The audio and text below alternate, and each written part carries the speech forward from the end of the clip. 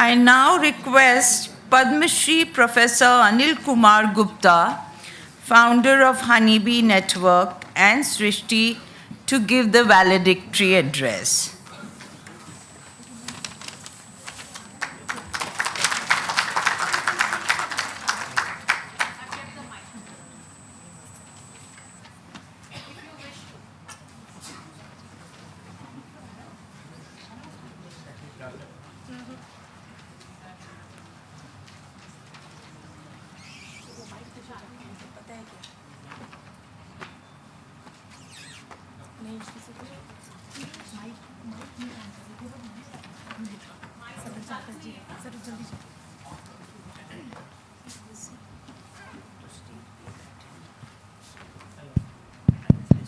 Hello.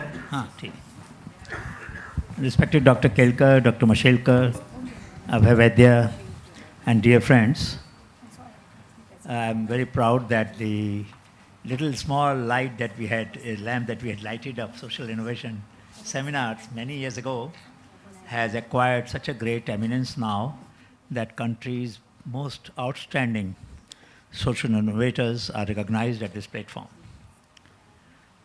I'd like to begin with the history of some of the major social innovators that we need to remember on this occasion so that our imagination can be fertilized by the extent of great achievement they made. And I'll begin with a lady, Ganga Bhen Yagnik. She became a widow at the age of 14. But her relentless pursuit of filling the gaps that market and state both leave unfulfilled. Which are these gaps? The gaps are in terms of such recipes, formulations, formulas by which I can start my livelihood. So she wrote a book in 1898 called as Hunnar Mahasagar, 2080 Solutions for Self-Employment. She was a pioneer of social enterprise, isn't it? And this book, it is said that 1,000 copies were sold in 3 days. So much so that even Gandhiji drew inspiration about Swadeshi from this. And this book has all kinds of solutions. Most of them, or rather all of them are DIY solutions, do-it-yourself solutions. So not only innovation, but open innovation was the hallmark of this great contribution. She was from Mansa village near Gandhinagar, and it is said that this book inspired many other efforts on self-reliance. I would like to talk about second person, the king of Gondal. There have been many kings, obviously, during pre-independence time. There were kingdoms all over the country. So he was once going with his minister, and he noticed women carrying load on their head and walking. So he asked his minister, what happens when they get tired? The minister said, sir, they keep walking. Because if they sit down, bring their load down, if they're alone, they can't lift it up. Women, physiologically, it is not possible, So they need to wait for another lady who would come or somebody else will come. Only then they will be able to carry the load on the head and go. So what did he do? He got Visamo, that means a platform of shoulder height, built at every mile. In Gondal, you can still find that, Shri Bhagwan Singh Ji. He was a social innovator. I wish more people will be there who will realize that innovations which can reduce the drudgery, you can't do away with that problem, but you can at least make it bearable. The third example is of Gandhiji. So in 1920, he asked Vinoba Bhave, how much does a person earn out of spinning? He said, sir, in a day, I have done the calculations after you asked me last time.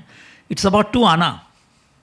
2 anna, that means this person's poverty can never be eliminated by just spinning. And he used to argue that spinning is the way to freedom. So he was embarrassed and he said, all right, so what should we do? We should try to improve the productivity of spinning. So he announced an award in his newspaper he used to bring out.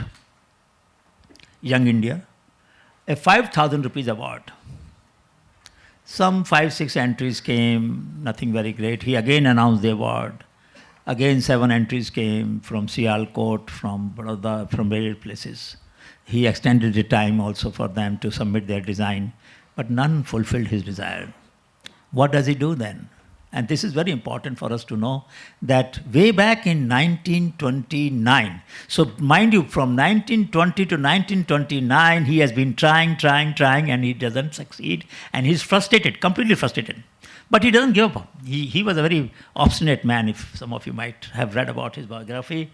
He was a headstrong person, very headstrong. Once he decided something, he wanted to do it, and he wanted to do it his way.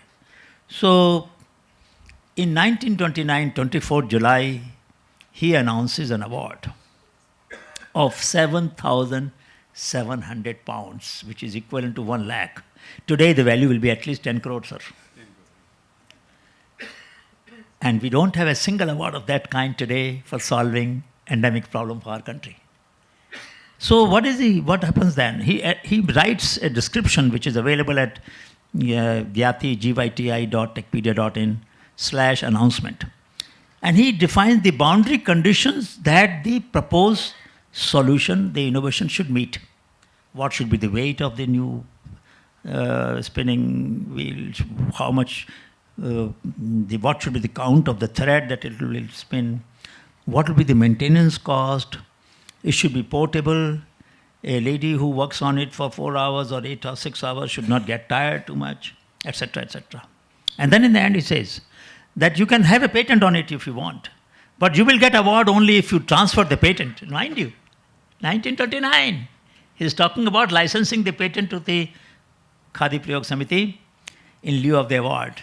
Make it open innovation. Again, Gandhiji is showing sensitivity not only to intellectual property right and respecting those rights, but also to say that, look, if you want the money that I have announced, you will only get it if you transfer the right. And 1931, when he was in Yerwada jail, he had a peti charkha, this horizontal one. So from vertical movement, he made it horizontal movement. You have seen, some of you must have seen the portable one, the peti, a small box, which is, some people claim that he himself also contributed to the design. There are some historians who say that he was part of the inventor, part of the invention was done by him because the original design was not that sleek. So question is that whether it is artifactual, or it is analogy, or it is heuristic, or it is gestalt, at different levels of abstraction of an innovation, we can see that there has been a strong trend in our country towards open innovation for society. And to me, it seems that one of the characteristics of social innovation is that when market and state both fail to clear the demand of the people who, the disadvantaged people who need that service or that product, then either civil society or other social entrepreneurs come into picture. But please appreciate that as we saw 3 different groups of awardees being, 3 different groups of entrepreneurs being honored, the third group was very interesting. Many of the third group, tribal entrepreneurs, they were not charging for their services to the users. Now this aspect of social innovation often gets ignored. The literature on social enterprise, particularly emerging from the Western countries, considers only those enterprises as social enterprises where you recover the full cost from the, or full cost from the users. But the lady, Mrs. Tiwari, her name, who was working with the traffic woman, she is not charging those women or the girl, the 4-year-old, 6-year-old girl. Somebody is paying for it, of course, I and you may be paying for it. Other people may be paying for it. So it is not necessary that in social innovation or social enterprise, the user must pay for it. Good if he can or she can. But if he doesn't, are we saying that those who don't have purchasing power, those who don't have the ability to afford a need or a service will always be denied that service because they can't pay for it? Then where is the society in it? Where is the social part in it? So I would think that one of the great contributions this seminar is making is that drawing attention to those entrepreneurs, those change makers, those social innovators who are providing services or products to those people who cannot pay for them. And this to me is a truly social. And this aspect must be highlighted and recognized by everybody, including policymakers. Now the question comes, how do we make more of these innovators emerge? And this will require new currencies to be developed. I do believe that anybody who benefits from a public good must contribute to it, because otherwise this virtuous cycle will not continue. So to continue that, how do we pay? So for example, you had invited Gunj founder in one of the seminars some years ago. And what do? They provide cloth, old clothes, refurbished, washed, cleaned, sterilized, in lieu of work. So you work, create public goods, common goods, village common goods. You want to make a bridge or a road or something in the village which is lacking.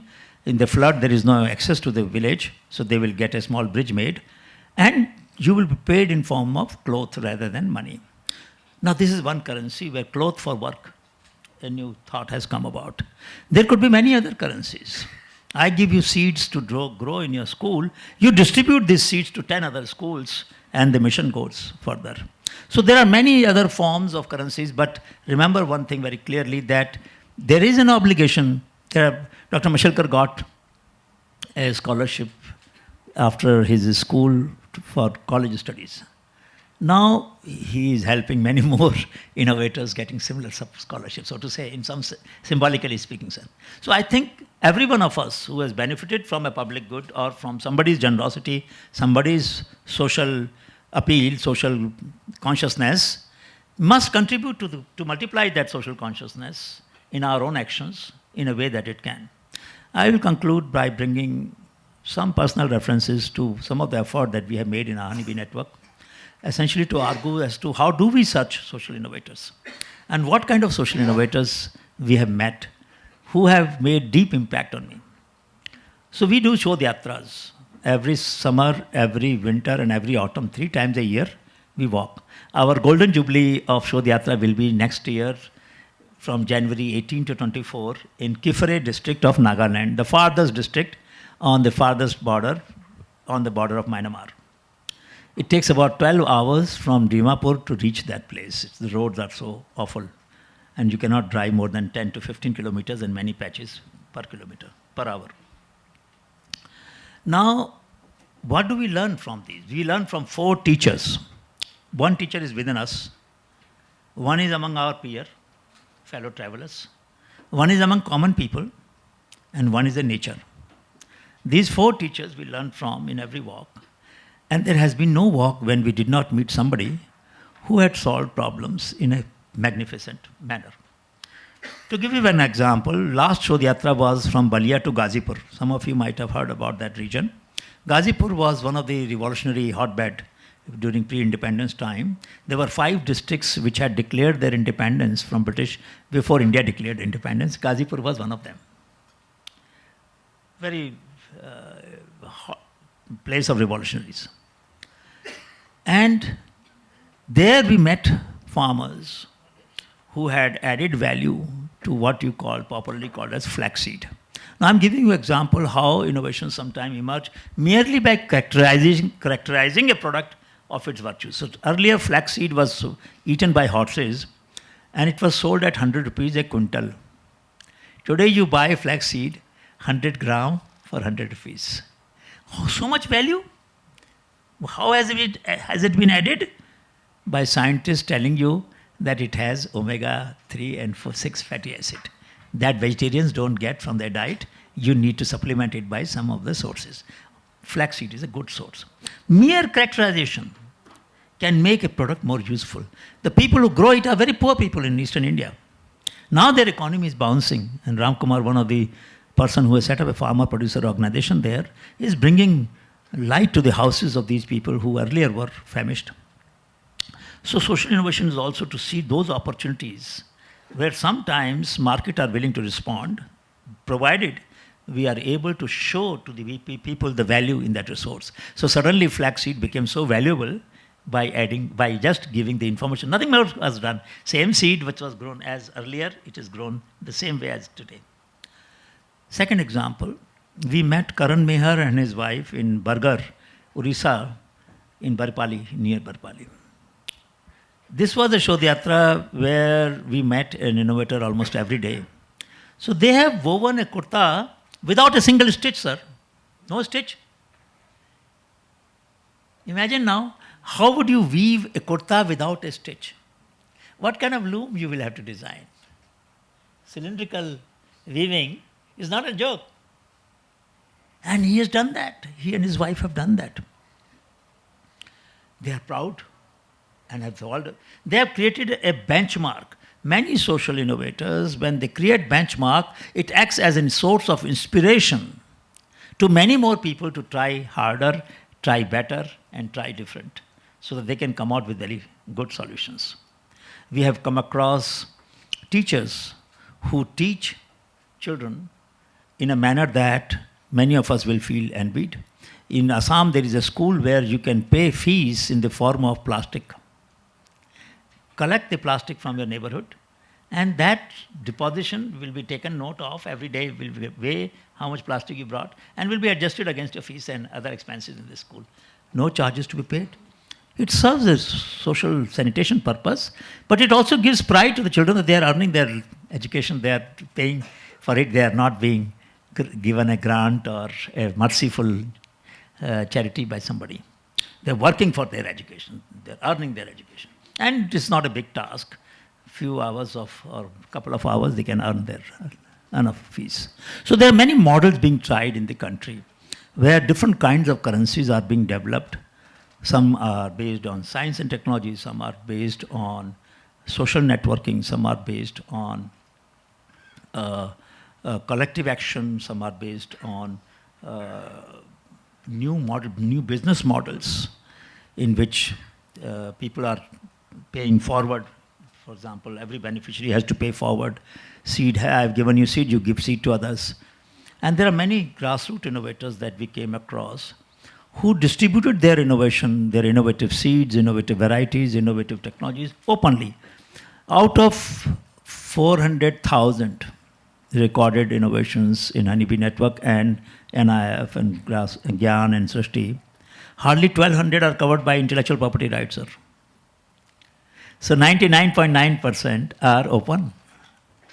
And we asked once, we had one of my PhD students was working on this problem.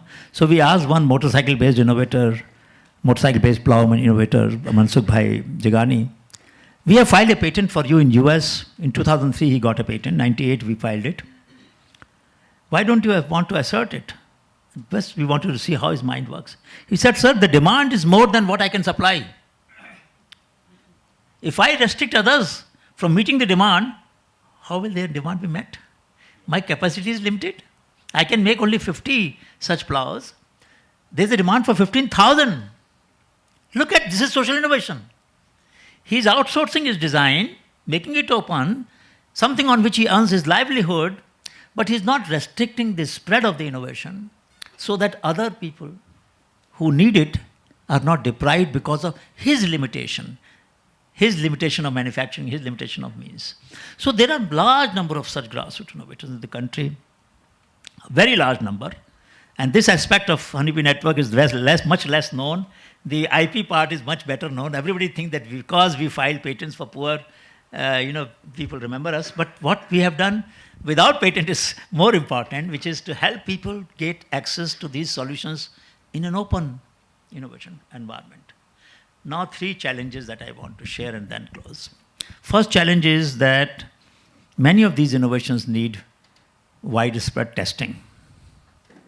Even the device for which you gave an award in the morning will need testing maybe in 100 primary health centers. Sir, there is no funding available today for generation of data for large-scale user trial.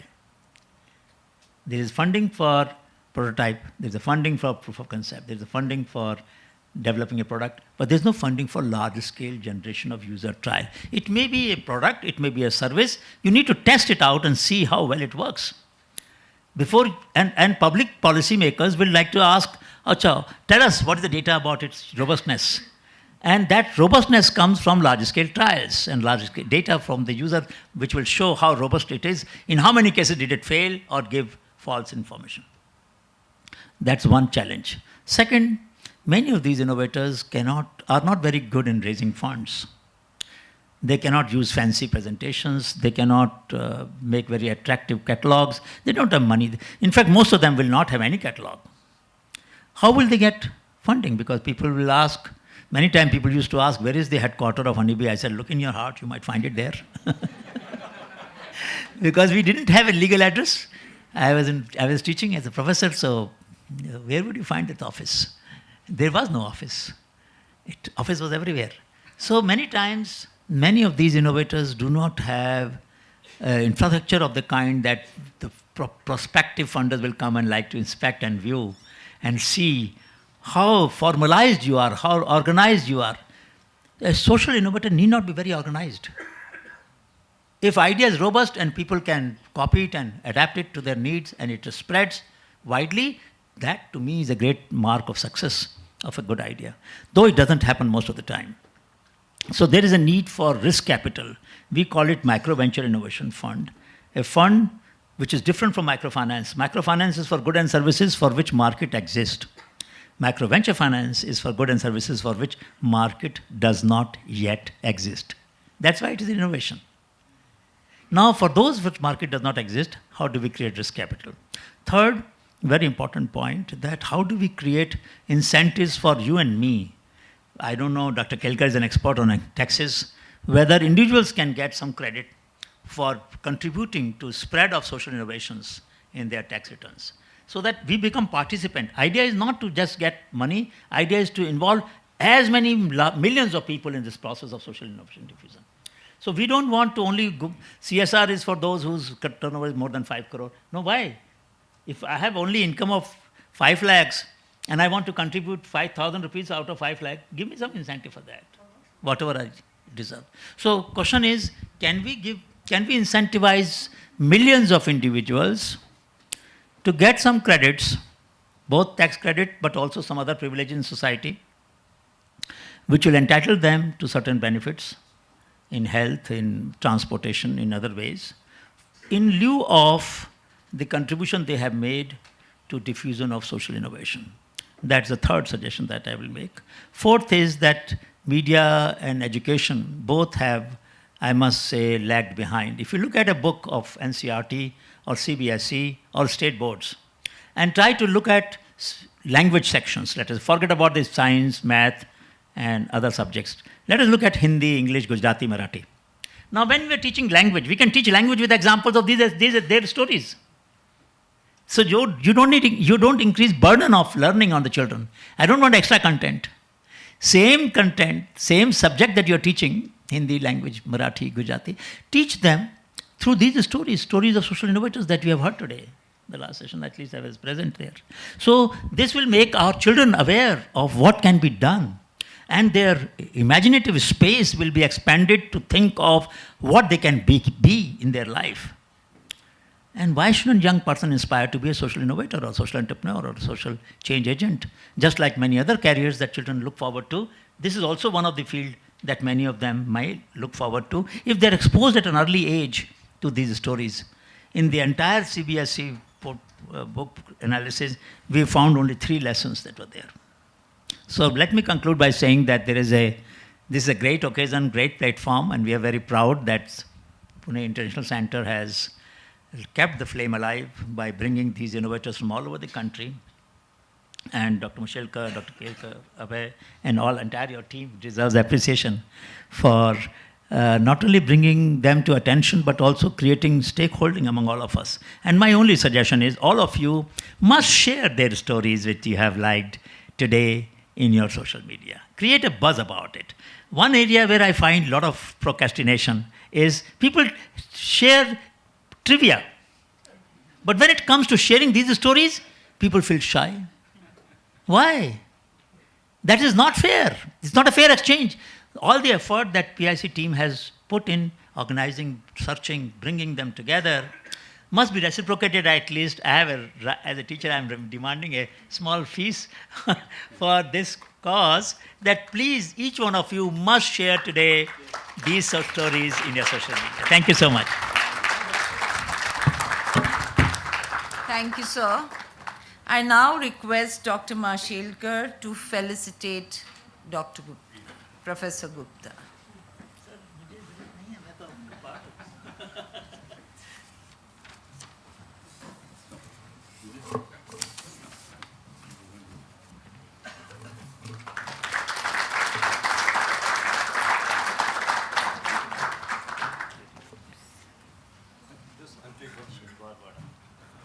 Yes. Oh, sorry. The significance of three of us being together, I thought I'll just mention. When Dr. Vijay Kelkar was Finance Secretary, year 2000, Anil, who is the father of grassroots innovation, innovation by the people for the people, went to him. And it was he, as a Finance Secretary, approved rupees 20 crore as a corpus. And that is where National Innovation Foundation began. That big journey began in 2000, thanks to Dr. Vijay Kelkar.